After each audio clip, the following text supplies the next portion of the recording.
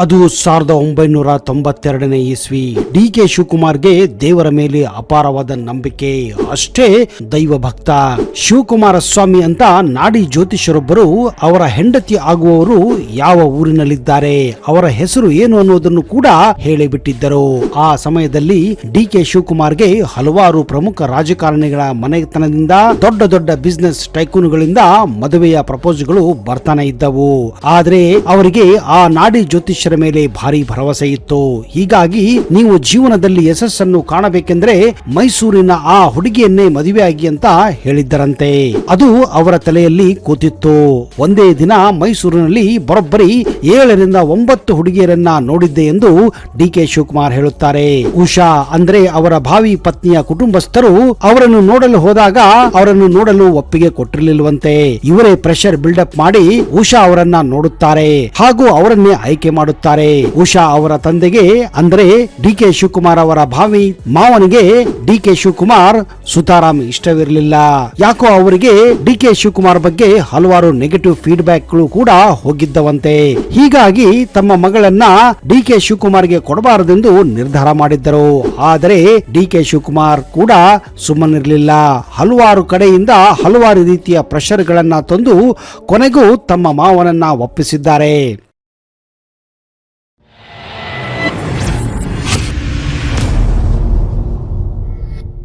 ಹೌದು, ಉಷಾ ಅವರ ತಂದೆ ಬೇಡವೆಂದರೂ ಕೂಡ ಡಿ.ಕೆ. ಶಿವಕುಮಾರ್ ಮಾತ್ರ ಉಷಾ ಅವರನ್ನೇ ಮದುವೆ ಆಗಬೇಕೆಂದು ಪಟ್ಟು ಹಿಡಿದಿದ್ದರು. ಇಷ್ಟಪಟ್ಟ ಹುಡುಗಿಯನ್ನ ಕಷ್ಟಪಟ್ಟವಾದರೂ ಪಡೆಯಬೇಕೆಂದು ಅವರ ಛಲವಾಗಿತ್ತು. ಕಮಿಟ್ಮೆಂಟ್ ಅಂದ್ರೆ ಕಮಿಟ್ಮೆಂಟ್ ಅಂತ ಈಗಲೂ ಕೂಡ ಅವರು ಅದೇ ರೀತಿ ಕೆಲಸ ಮಾಡುತ್ತಾರೆ. ಕೊನೆಗೂ ಕೂಡ ಉಷಾ ಅವರ ತಂದೆಯನ್ನ ಮನವೊಲಿಸುವುದರಲ್ಲಿ ಸಫಲರಾಗುತ್ತಾರೆ. ಮುಂದೆ 1993ರಲ್ಲಿ ಉಷಾ ಅವರನ್ನೇ ತಮ್ಮ ಬಾಳ ಸಂಗಾತಿಯನ್ನಾಗಿ ಮದುವೆಯಾಗುತ್ತಾರೆ. ಅವರ ಪ್ರಕಾರ ಇದು ಲವ್ ಸ್ಟೋರಿ ಅಂತ ಹೇಳುತ್ತಾರೆ. ಉಷಾ ಅವರ ಪ್ರಕಾರ ಡಿ.ಕೆ. ಶಿವಕುಮಾರ್ ಅವರಿಗೆ ಮೊದಲ ಹೆಂಡತಿ ಅವರಲ್ಲವಂತೆ. ಡಿ.ಕೆ. ಶಿವಕುಮಾರ್ ಅವರ ಮೊದಲ ಹೆಂಡತಿ ರಾಜಕೀಯ, ಏನೇ ಇದ್ರೂ ಪಾಲಿಟಿಕ್ಸೇ ಅವರ ಗರ್ಲ್ ಫ್ರೆಂಡ್ ಎಂದು ಕೂಡ ತಮಾಷೆ ಮಾಡುತ್ತಾರೆ. ಯಾಕಂದ್ರೆ ಡಿ.ಕೆ. ಶಿವಕುಮಾರ್ ಜನರಿಗಾಗಿ ಹುಟ್ಟಿದಂತಹ ವ್ಯಕ್ತಿ. ಹೀಗಾಗಿ ಅವರ ಮೊದಲ ಮದುವೆ ಆಗಿದ್ದು ಸಮಾಜ ಕಲ್ಯಾಣಕ್ಕಾಗಿ ಅಂತ ಅವರ ಪತ್ನಿ ಉಷಾ ಜೋಕ್ ಮಾಡುತ್ತಾರೆ. ಐಶ್ವರ್ಯ ಹಾಗೂ ಆಭರಣ ಎನ್ನುವ ಇಬ್ಬರು ಪುತ್ರಿಯರಿದ್ದಾರೆ. ಹಾಗೆಯೇ ಆಕಾಶ್ ಎನ್ನುವ ಹುಡುಗ ಕೂಡ ಇದ್ದಾನೆ. ಹಿರಿಯ ಮಗಳು ಕಾಫಿ ಡೇ ಸಂಸ್ಥಾಪಕ ವಿಜಯ್ ಸಿದ್ಧಾರ್ಥ ಅವರ ಮಗ ಅಮರ್ತ್ಯ ಅವರನ್ನ ವಿವಾಹ ಆಗಿದ್ದಾರೆ. ಆಚೆ ಕಡೆ ಡಿ.ಕೆ. ಶಿವಕುಮಾರ್ ನೋಡಲು ಟಫ್ ಮ್ಯಾನ್, ಆದ್ರೆ ಮನೆಯಲ್ಲಿ ತುಂಬಾ ಎಮೋಷನಲ್. ಏನೇ ಆದರೂ ಹೊರಗಡೆ ಎಕ್ಸ್ಪ್ರೆಸ್ ಮಾಡುವುದಿಲ್ಲ. ಮನೆಗೆ ಬಂದು ಚಿಕ್ಕ ಮಗು ತರ ಹತ್ತು ಬಿಡುತ್ತಾರೆ. ತಾಳ್ಮೆಯಿಂದ ಇರುತ್ತಾರೆ. ಇಂಜೆಕ್ಷನ್ ತಗೊಳ್ಳೋಕು ಅವರಿಗೆ ಇಷ್ಟ ಆಗೋದಿಲ್ಲ, ಹೆದರಿಕೊಳ್ಳುತ್ತಾರೆ. ಮಾತನಾಡಿಸುತ್ತಾ ಇಂಜೆಕ್ಷನ್ ಕೊಡಬೇಕು ಅಂತ ಪತ್ನಿ ಉಷಾ ಹೇಳುತ್ತಾರೆ.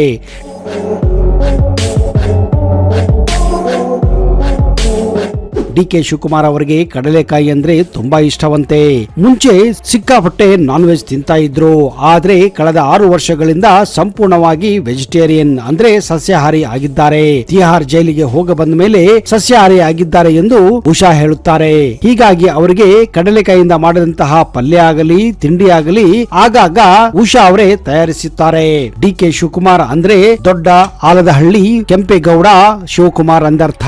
ರಾಮನಗರ ಜಿಲ್ಲೆಯ ಕನಕಪುರ ತಾಲೂಕು ದೊಡ್ಡ ಆಲದಹಳ್ಳಿ ಗ್ರಾಮದ ಕೆಂಪೇಗೌಡ ಮತ್ತು ಗೌರಮ್ಮ ದಂಪತಿಗಳ ಪ್ರಥಮ ಪುತ್ರನಾಗಿ 15ನೇ ಮೇ 1962ರಂದು ಜನಿಸುತ್ತಾರೆ. ಡಿ.ಕೆ.ಶಿಗೆ ಡಿ.ಕೆ. ಸುರೇಶ್ ಎಂಬ ತಮ್ಮ ಮತ್ತು ಡಿ.ಕೆ. ಪದ್ಮ ಎಂಬ ತಂಗಿ ಕೂಡ ಇದ್ದಾರೆ. ಇವರು ಒಕ್ಕಲಿಗ ಸಮುದಾಯಕ್ಕೆ ಸೇರಿದವರು. ಡಿ.ಕೆ.ಶಿ 1977ರಲ್ಲಿ ಬೆಂಗಳೂರಿನ ವಿದ್ಯಾವರ್ಧಕ ಹೈಸ್ಕೂಲ್ನಲ್ಲಿ SSLC ಮುಗಿಸುತ್ತಾರೆ. ನಂತರ ಬೆಂಗಳೂರಿನ HKES ಶ್ರೀ ವೀರೇಂದ್ರ ಪಾಟೀಲ್ PUC ಕಾಲೇಜಿನಲ್ಲಿ 1980ರಲ್ಲಿ PUCಯನ್ನು ಕೂಡ ಮುಗಿಸುತ್ತಾರೆ. ನಂತರ ಬೆಂಗಳೂರಿನ SJRC ಕಾಲೇಜಿನಲ್ಲಿ ಡಿಗ್ರಿ ಓದುತ್ತಾರೆ. ಕಾಲೇಜಿನಲ್ಲಿ ಇರುವಾಗಲೇ ಸ್ಟೂಡೆಂಟ್ ಪಾಲಿಟಿಕ್ಸ್ ನಲ್ಲಿ ಸಕ್ರಿಯರಾಗುತ್ತಾರೆ. ಹಾಗೆಯೇ ಕಾಂಗ್ರೆಸ್ ಪಕ್ಷದ ವಿದ್ಯಾರ್ಥಿ ಘಟಕವಾದಂತಹ NSUI ಜೊತೆ ಸೇರಿಕೊಳ್ಳುತ್ತಾರೆ. ಆಮೇಲೆ ಅವರು ಬೆಂಗಳೂರು ಘಟಕದ ಅಧ್ಯಕ್ಷರಾಗಿ ಕೂಡ ಆಗುತ್ತಾರೆ. ಇದಲ್ಲದೆ ಕಾಲೇಜು ದಿನಗಳಲ್ಲಿ ಕ್ರೀಡಾಪಟುವಾಗಿದ್ದ ಡಿ.ಕೆ.ಶಿ ವಿವಿಧ ಕ್ರೀಡೆಗಳಲ್ಲಿ ತಮ್ಮ ಕಾಲೇಜನ್ನ ಪ್ರತಿನಿಧಿಸುತ್ತಿದ್ದರು. ಡಿ.ಕೆ.ಶಿಗೆ ಕುಸ್ತಿ, ಕಬಡ್ಡಿ, ಹಾಕಿ ಇಷ್ಟವಾದ ಆಟಗಳು. ಅಷ್ಟೇ ಅಲ್ಲ, ಅವರಿಗೆ ವಾಲಿಬಾಲ್ ಅಂದ್ರೂ ತುಂಬಾ ಪಂಚಪ್ರಾಣ.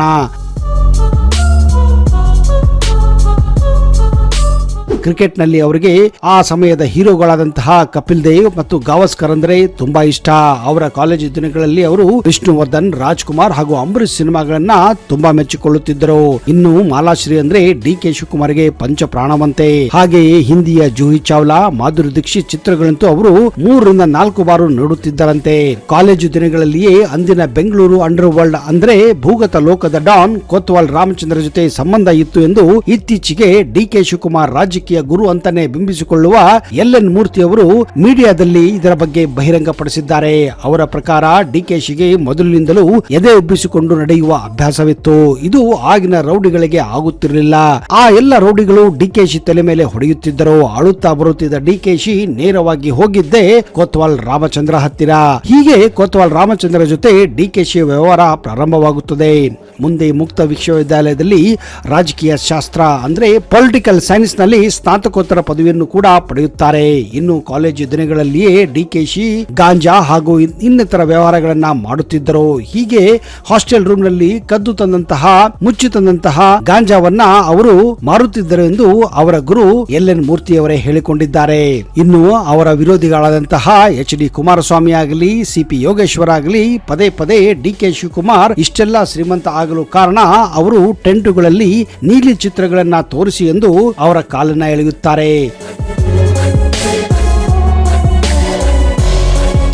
ಹೀಗೆ ರಾತ್ರೋರಾತ್ರಿ ಒಬ್ಬ ಸಾಮಾನ್ಯ ರೈತನ ಮಗ ಈ ರೀತಿ ಕೋಟ್ಯಾಧಿಪತಿಯಾಗಲು ಕಾರಣ ಇಂತಹ ಅಕ್ರಮ ದಂಧೆಗಳಿಂದ ಎಚ್.ಡಿ.ಕೆ ಹೇಳುತ್ತಾರೆ. ಅಷ್ಟೇ ಅಲ್ಲದೆ ಡಿ.ಕೆ. ಶಿವಕುಮಾರ್ ಹಾಗೂ ಬೆಳಗಾವಿಯ ಲಕ್ಷ್ಮೀ ಹೆಬ್ಬಾಳ್ಕರ್ಗೂ ರಾಜಕೀಯ ಸಂಬಂಧ ಬೆಳೆಯಲು ಈ ಅಕ್ರಮ ವ್ಯವಹಾರಗಳೇ ಎಂದು ಹೇಳುತ್ತಾರೆ. 1985ರ ಸಾತನೂರು ವಿಧಾನಸಭಾ ಕ್ಷೇತ್ರದಲ್ಲಿ ದೇವೇಗೌಡರ ವಿರುದ್ಧ ಸ್ಪರ್ಧಿಸಿ ಸೋಲುತ್ತಾರೆ. ಆದರೆ ಚುನಾವಣೆಯಲ್ಲಿ ದೇವೇಗೌಡರಿಗೆ ಸಾಕಷ್ಟು ಪ್ರಬಲ ಪ್ರತಿರೋಧವನ್ನ ಅವರು ತೋರಿಸಿದ್ದರು. ಆದರೆ 1991ರಲ್ಲಿ ಅಂದಿನ ಮುಖ್ಯಮಂತ್ರಿ ವೀರೇಂದ್ರ ಪಾಟೀಲ್ ಅವರು ಅನಾರೋಗ್ಯದ ಕಾರಣ ಮುಖ್ಯಮಂತ್ರಿ ಪದವಿ ತ್ಯಜಿಸಬೇಕಾಗಿ ಬಂದಾಗ ಅವರ ಉತ್ತರಾಧಿಕಾರಿಯನ್ನು ಮಾಡಲು ಎಸ್ ಬಂಗಾರಪ್ಪ ಅವರಿಗೆ ಇವರು ಸಹಾಯ ಮಾಡುತ್ತಾರೆ. ಮುಂದೆ ಎಸ್ ಬಂಗಾರಪ್ಪ ಮುಖ್ಯಮಂತ್ರಿ ಆಗಲು ಡಿ.ಕೆ. ಶಿವಕುಮಾರ್ ಪ್ರಮುಖ ಪಾತ್ರವನ್ನ ವಹಿಸಿದ್ದರು. ಈ ಹಿನ್ನೆಲೆಯಲ್ಲಿ ಬಂಗಾರಪ್ಪ ಡಿ.ಕೆ. ಶಿವಕುಮಾರ್ ಅವರಿಗೆ ಬಂದಿಖಾನೆ ಸಚಿವ ಸ್ಥಾನವನ್ನು ಕೂಡ ಕೊಟ್ಟಿದ್ದರು.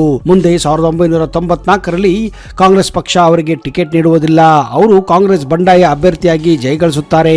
ಎಸ್.ಎಂ. ಕೃಷ್ಣ ಅವರ ಸಂಪುಟದಲ್ಲಿ ಕ್ಯಾಬಿನೆಟ್ ದರ್ಜೆ ಸಚಿವರಾಗಿ ಕೂಡ ಕೆಲಸ ಮಾಡುತ್ತಾರೆ. 2013ರಲ್ಲಿ ಕಾಂಗ್ರೆಸ್ ಪಕ್ಷ ಅಧಿಕಾರಕ್ಕೆ ಬಂದಾಗ ಸಿದ್ದರಾಮಯ್ಯ ಮುಖ್ಯಮಂತ್ರಿಯಾಗಿದ್ದರು. ಇವರು ಇಂಧನ ಸಚಿವರಾಗಿ ಕೂಡ ಕೆಲಸ ಮಾಡಿದ್ದಾರೆ. ಮುಂದೆ 2023ರಲ್ಲಿ ಕಾಂಗ್ರೆಸ್ ಪಕ್ಷ ಸಂಪೂರ್ಣ ಬಹುಮತ ಪಡೆದಾಗ ಡಿ.ಕೆ. ಶಿವಕುಮಾರ್ ಉಪಮುಖ್ಯಮಂತ್ರಿ ಕೂಡ ಆಗಿದ್ದಾರೆ. ಶಿವಕುಮಾರ್ ಅವರ ರಾಜಕೀಯ ಪಯಣ ಹಲವಾರು ವಿವಾದಗಳಿಂದ ಕೂಡಿದೆ. 2019ರಲ್ಲಿ ಮನಿ ಲಾಂಡ್ರಿಂಗ್ ಆರೋಪದ ಮೇಲೆ ಜಾರಿ ನಿರ್ದೇಶನಾಲಯ ಅಂದ್ರೆ ಇಡಿ ಅವರನ್ನ ಬಂಧಿಸಿತ್ತು.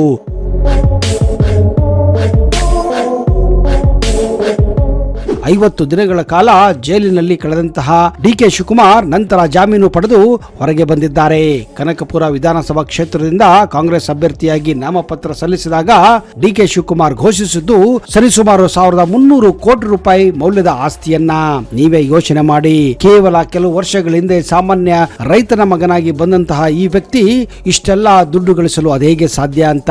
ಇನ್ನು ಡಿ.ಕೆ. ಶಿವಕುಮಾರ್ ಅವರ ಮನೆ ಬೆಂಗಳೂರಿನ ಪ್ರತಿಷ್ಠಿತ ಏರಿಯಾದಂತಹ ಸದಾಶಿವನಗರದಲ್ಲಿ ಈ ಮನೆ ಹೆಚ್ಚು ಕಡಿಮೆ ಡಾಕ್ಟರ್ ರಾಜ್ಕುಮಾರ್ ಅವರ ಹಳೆಯ ಮನೆ ಮತ್ತು ಹೊಸದಾಗಿ ಕಟ್ಟಿರುವಂತಹ ರಾಘವೇಂದ್ರ ರಾಜ್ಕುಮಾರ್ ಮತ್ತು ದಿವಂಗತ ಪುನೀತ್ ರಾಜ್ಕುಮಾರ್ ಅವರ ಮನೆಯಿಂದ ಸರಿಸುಮಾರು 500 ಮೀಟರ್ ದೂರದಲ್ಲಿದೆ. ಇದೊಂದು ಭವ್ಯ ಬಂಗಲೆ ಆಗಿದ್ದು ಎಲ್ಲ ಐಷಾರಾಮಿ ಫೆಸಿಲಿಟಿಗಳು ಈ ಮನೆಯಲ್ಲಿವೆ. ಅಷ್ಟೇ ಅಲ್ಲದೆ ಡಿ.ಕೆ. ಶಿವಕುಮಾರ್ ಅವರ ಭವ್ಯವಾದ ಬಂಗಲೆ ಇನ್ನೂ ಹಲವಾರು ಜಾಗಗಳಲ್ಲಿದೆ ಎಂದು ಕೆಲವರು ಹೇಳುತ್ತಾರೆ. ಆದ್ರೆ ಇಷ್ಟು ಕಡಿಮೆ ಅವಧಿಯಲ್ಲಿ ಡಿ.ಕೆ. ಶಿವಕುಮಾರ್ ಆಗಲಿ, ಡಿ.ಕೆ. ಸುರೇಶ್ ಆಗಲಿ ಅಷ್ಟು ಆಗರ್ಭ ಶ್ರೀಮಂತ ಹೇಗೆ ಆದರು ಅನ್ನೋದು ಈಗಲೂ ಕೂಡ ನಿಗೂಢವಾಗಿದೆ. ಏನೇ ಇರಲಿ, ಹೇಗೆ ಇರಲಿ, ಡಿ.ಕೆ. ಶಿವಕುಮಾರ್ ಒಬ್ಬ ಟ್ರಬಲ್ ಶೂಟರ್. ಅವರ ಮುಂದಿನ ಹಾದಿ, ಅವರ ರಾಜಕೀಯ ಹಾದಿ ಹೇಗಿರುತ್ತದೆ ಅನ್ನುವುದನ್ನ ಮುಂದಿನ ಸಂಚಿಕೆಯಲ್ಲಿ ನಿಮಗೆ ಸವಿಸ್ತಾರವಾಗಿ ಹೇಳುತ್ತೇನೆ. ಅಲ್ಲಿಯವರೆಗೆ ಜೈ ಹಿಂದ್, ಜೈ ಕರ್ನಾಟಕ. ನಿಮಗೆಲ್ಲ ಶುಭವಾಗಲಿ.